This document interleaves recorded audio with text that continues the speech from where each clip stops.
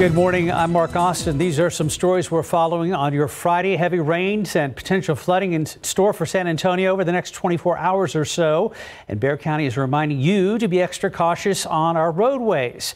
County Public Works has pre-positioned barricades along certain roads to prepare for potential flooding.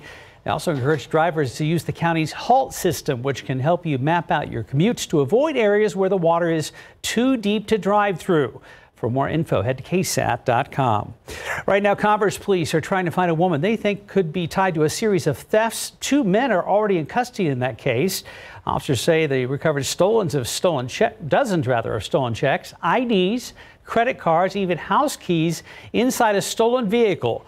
Police say one of the suspects was driving that vehicle. Workers got suspicious when 2 of them were trying to cash a stolen money order at the Walmart off of FM 78. One man was arrested in the store, but the woman slipped away in a truck. The truck eventually crashed and the driver was arrested. This is an incredible illustration of how damaging these type of suspects can be. When you've got this amount of licenses and checkbooks, you can see how quickly they can go cash checks for thousands of dollars or just drain people's bank accounts. Now, police need help identifying this woman they believe could have been involved or at least had information about the crime.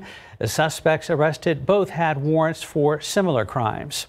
A date which will live in infamy. Today marks 77 years since Pearl Harbor was hit by the Japanese in a surprise attack.